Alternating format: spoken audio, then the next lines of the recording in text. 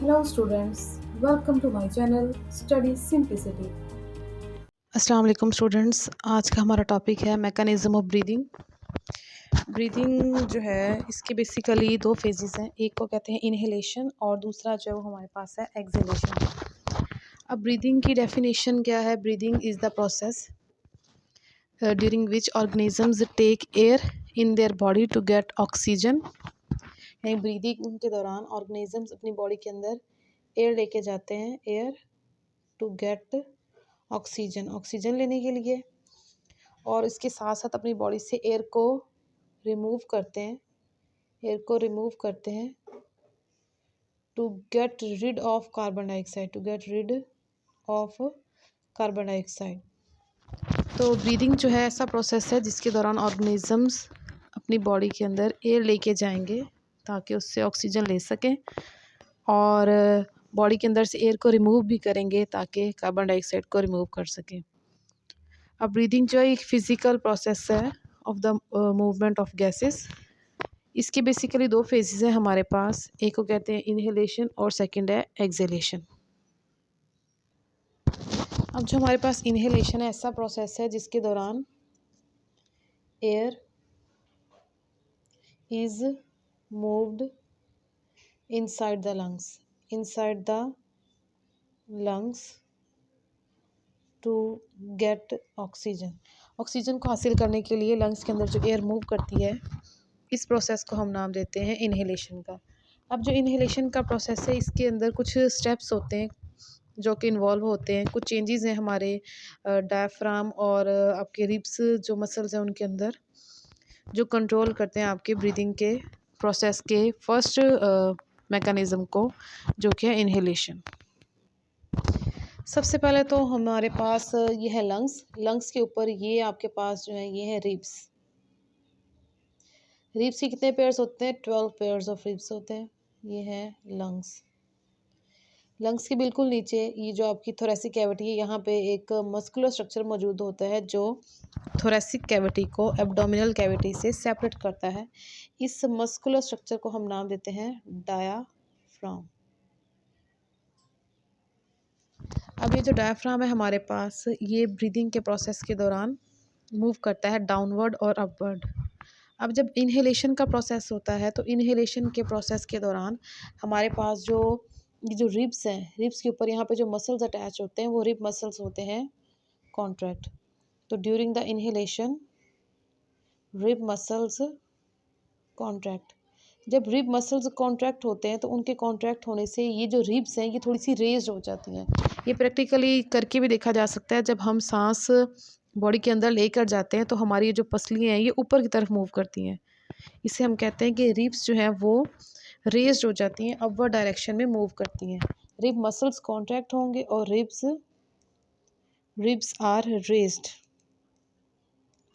Ribs ऊपर की तरफ मूव करेंगी। किस प्रोसेस के दौरान? इनहेलेशन के दौरान। अब जब रिब्स ऊपर की तरफ मूव करेंगी तो जो डायफ्राम है, ये डायफ्राम जो है कॉन्ट्रैक्ट हो जाएगा। ये डोम शेप्ड होता है, जैसे गुंबद होता है ना, गुंबद की तरह ऐसे डोम शेप्ड होता है। ये डायफ्राम कैसे होता है? Dome shaped. इनहेलेशन के दौरान ये जो डायफ्राम है ये लोअर डायरेक्शन में मूव करेगा, नीचे की तरफ मूव करेगा। तो डायफ्राम जो है, डायफ्राम कॉन्ट्रैक्ट करेगा एंड इज लोअर्ड। कॉन्ट्रैक्ट करेगा और कॉन्ट्रैक्ट करने से साथ साथ ही क्या करेगा, इसके ये जो डोम शेप्ड एरिया है ये थोड़ा सा इस तरह से फ्लैट हो जाएगा, लोअर डायरेक्शन में मूव करेगा। अब जब ये लोअर डायरेक्शन में मूव करेगा तो यहाँ पे ये जो एरिया है थोरेसिक कैविटी का एरिया, ये इंक्रीज हो जाएगा, इंक्रीज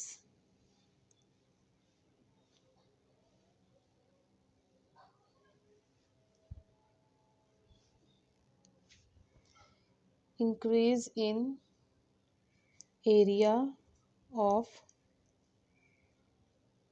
थोरेसिक कैविटी। ये जो थोरेसिक कैविटी है, थोरेसिक कैविटी का जो एरिया इंक्रीज हो जाएगा तो जो बाहर से एयर है, जो ऑक्सीजन है वो मूव करेगी टुवर्ड्स द लंग्स, लंग्स की तरफ ऑक्सीजन जो है ये मूव करेंगी during the process of inhalation. Inhalation के बाद जब आपके लंग्स के अंदर जब एल्वेलाई के अंदर गैसियस एक्सचेंज हो जाएगा, तो सेल ने सेलुलर रेस्पिरेशन के दौरान जो कार्बन डाइऑक्साइड बनाई थी, अब कार्बन डाइऑक्साइड जो है उसको बॉडी से रिमूव करवाना भी ज़रूरी है। कार्बन डाइऑक्साइड को बॉडी से रिमूव करवाना वो है एक्सहेलेशन में। अब जब एरिया थोरेसिक कैविटी का इंक्रीज हो जाएगा, तो आउटसाइड से यानी कि बाहर से,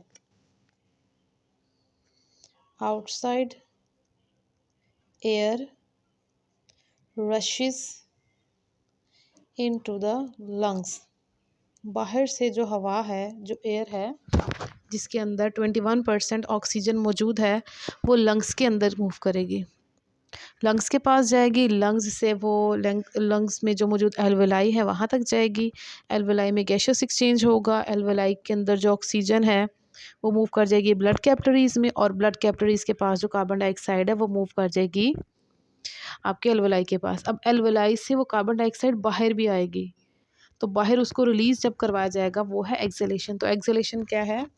एयर इज, इसके ऑपोजिट कर दें, air moved outside the lungs, outside the lungs to get rid of, to get rid of carbon dioxide. अब जो कार्बन डाइऑक्साइड सेल्स ने बनाई थी सेलुलर रेस्पिरेशन में, अब वो कार्बन डाइऑक्साइड बॉडी से बाहर रिमूव की जाएगी एक्सहेलेशन के दौरान। अब एक्सहेलेशन का जो फेजेस हैं, जो इसमें होने वाले स्टेप्स हैं, वो इनहेलेशन के ऑपोजिट है।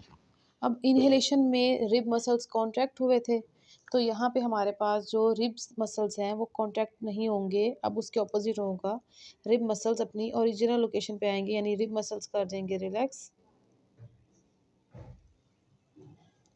रिब्स अपनी ओरिजिनल लोकेशन पे आएंगी, ribs move back to original location, to original location. उसके बाद जो डायफ्राम कॉन्ट्रैक्ट हुआ था यहाँ पे, अब ये डायफ्राम दोबारा से अपनी डोम शेप्ड ले लेगा, तो diaphragm relaxes and move back to original shape, original shape अपनी पहले वाली शेप पे आ जाएगा। अब यहाँ पे डायफ्राम फ्लैट है, लोअर है, यहाँ पे डायफ्राम क्या है, दोबारा से डोम शेप्ड है। अब जब यहाँ पे इनहेलेशन के दौरान डायफ्राम लोअर था, तो बहुत सारी एयर लंग्स के अंदर आई थी। अब जब ये दोबारा से डोम शेप आएगा, तो ये क्या करेगा, ये जो एरिया थोरेसिक कैविटी में इंक्रीज हुआ था, ये एरिया डिक्रीज होगा, डायफ्राम ऊपर के डायरेक्शन में मूव करेगा यहाँ से, तो यहाँ पे ये जो एयर है इसके ऊपर एक प्रेशर आएगा, तो यहाँ से जो एयर है that will try to move outside of the body, out of side of the lungs.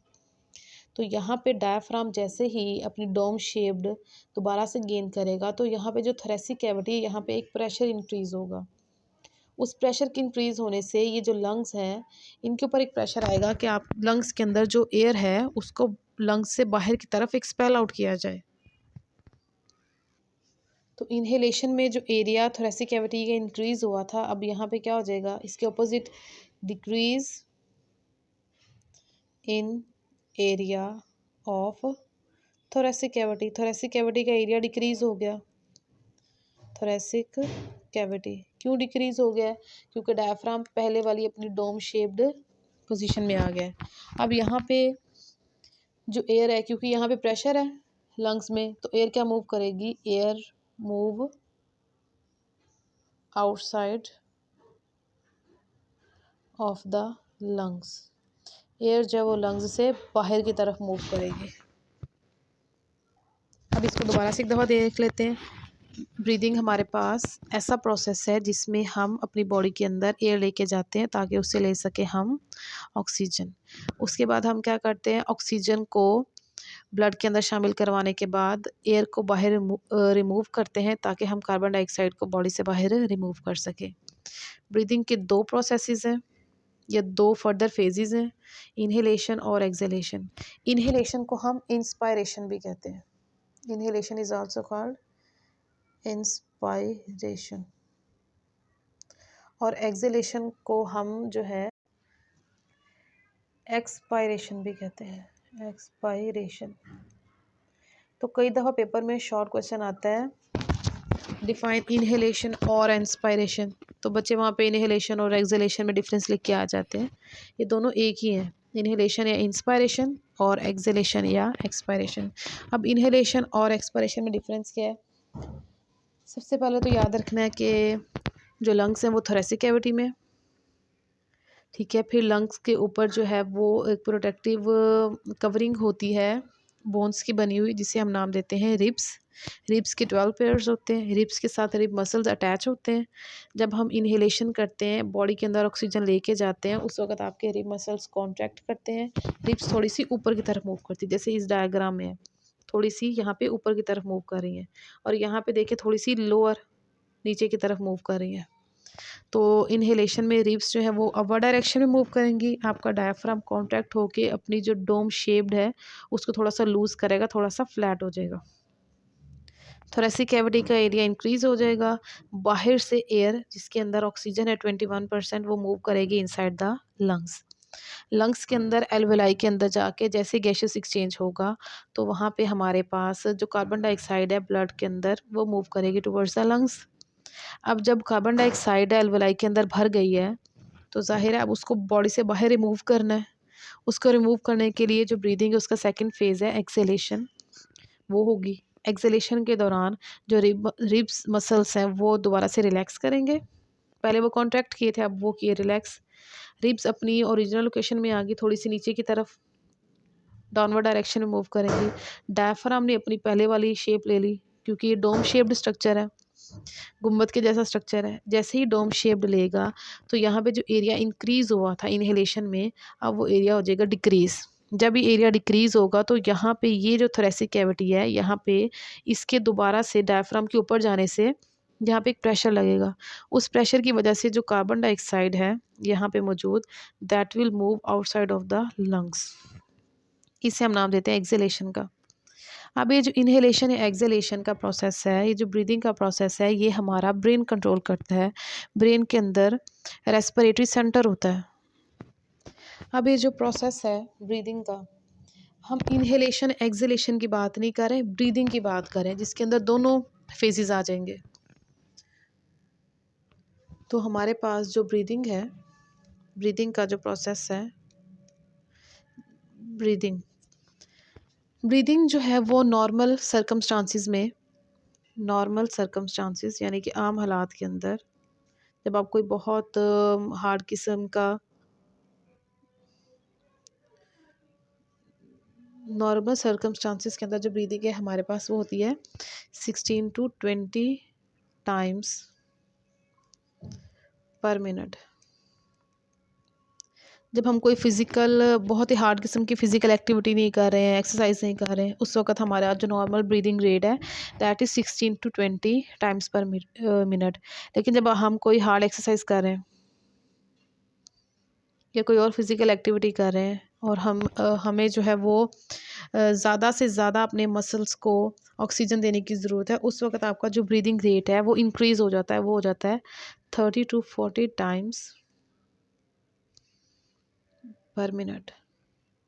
तो ये जो सारे का सारा ब्रीदिंग है, ब्रीदिंग का जो प्रोसेस है, ये कंट्रोल करता है। ब्रीदिंग इज़ अंडर द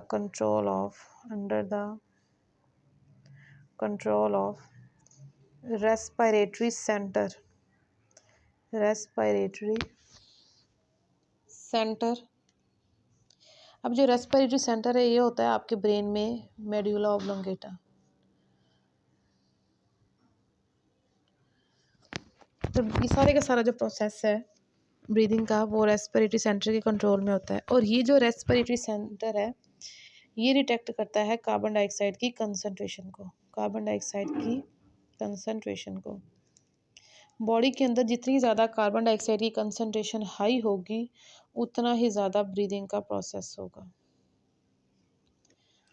तो जब हम कोई एक्सरसाइज करते हैं या कोई बहुत ही हार्ड किस्म का आप काम कर रहे हैं, उस काम के दौरान आपके मसल्स को ज़्यादा से ज़्यादा ऑक्सीजन चाहिए, क्योंकि ऑक्सीजन क्या करेगी, जब ऑक्सीजन जो है ये जो बॉडी के अंदर सेल्स के अंदर जो ग्लूकोज है उसके साथ कंबाइन करेगी, और CO2 वाटर और एटीपी रिलीज़ करेगी।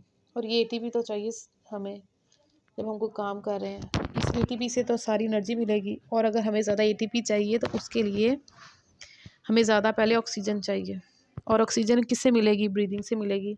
और जब ऑक्सीजन ज़्यादा चाहिए एटीपी के लिए तो उसका एक बाई प्रोडक्ट भी तो बनेगा, कार्बन डाइऑक्साइड, और फिर इसको रिमूव भी करवाना है। तो इसलिए ब्रीदिंग का प्रोसेस इंक्रीज़ हो जाता है जैसे हमारा कोई काम जो है उसकी शिद्दत में इजाफा होता है।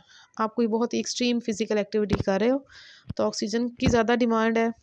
ऑक्सीजन की डिमांड क्यों है? क्योंकि एटीपी की ज़्यादा डिमांड है। तो जब एटीपी और ऑक्सीजन की डिमांड ज़्यादा है तो उस वक्त वहाँ पे एक प्रोडक्ट बनेगा कार्बन डाइऑक्साइड, उसको रिमूव करवाना भी उतना ही ज़्यादा ज़रूरी है। इसलिए ब्रीदिंग का जो रेट है वो इंक्रीज़ हो जाएगा when you are doing a hard physical activity. अब नेक्स्ट एक पॉइंट है हमारे पास कि ब्रीदिंग जो है वो इनवॉलेंट्री है या वॉलेंट्री है।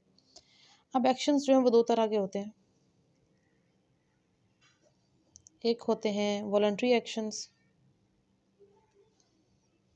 और एक होते हैं इनवॉलेंट्री एक्शंस। वॉलेंट्री एक्शंस हैं हमारे कंट्रोल में, कि हमारी अपनी पर्सनल चॉइस है कि हम ये काम करना चाहते हैं कि नहीं करना चाहते हैं। जैसे आप पढ़ना चाहते हैं कि नहीं पढ़ना चाहते हैं, कोई चीज़ खाना चाहते हैं कि नहीं खाना चाहते हैं। तो ये सारे ऐसे एक्शंस जो हमारे कंट्रोल में हैं, हमारे कंट्रोल में है, जो उन्हें हम वॉलंटरी एक्शंस कहते हैं। और ऐसे तमाम एक्शंस जो हमारे कंट्रोल में नहीं हैं, a person can not control them, person can not control them, ऐसे एक्शंस को हम नाम देते हैं इनवॉलंटरी एक्शंस। अब हमारी हार्ट रेट हमारे कंट्रोल में नहीं है कि हम कहें हम आज अपनी हार्ट रेट जो है उसको कंट्रोल करेंगे, या हमारी ब्रीदिंग रेट जो है वो भी हमारे कंट्रोल में नहीं है। तो हम कहते हैं जो ब्रीदिंग का प्रोसेस है that is involuntary in action. लेकिन काफ़ी हद तक आप इसको वॉलंटरी भी कर सकते हैं, कंट्रोल भी कर सकते हैं, लेकिन एक लंबे अरसे के लिए आप इसे कंट्रोल नहीं कर सकते हैं। So we say that breathing is a involuntary action, ऐसा एक्शन जो हमारे कंट्रोल में नहीं है। और अगर हम कंट्रोल करें भी तो कुछ हम देर के लिए हम इसे कंट्रोल कर सकते हैं, लेकिन एक लंबे अरसे के लिए आप इसे कंट्रोल नहीं कर सकते। होप सो आज का लेक्चर जो आपको समझ आ गया है। अगर कोई डाउट है तो आप वो कमेंट्स में पूछ सकते हैं। Thank you for watching. अगर आपको वो वीडियो इन्फॉर्मेटिव लगा है तो इसको शेयर करें, इसको लाइक करें और चैनल को सब्सक्राइब करें। Thanks for watching. Like and share this video and subscribe to my channel.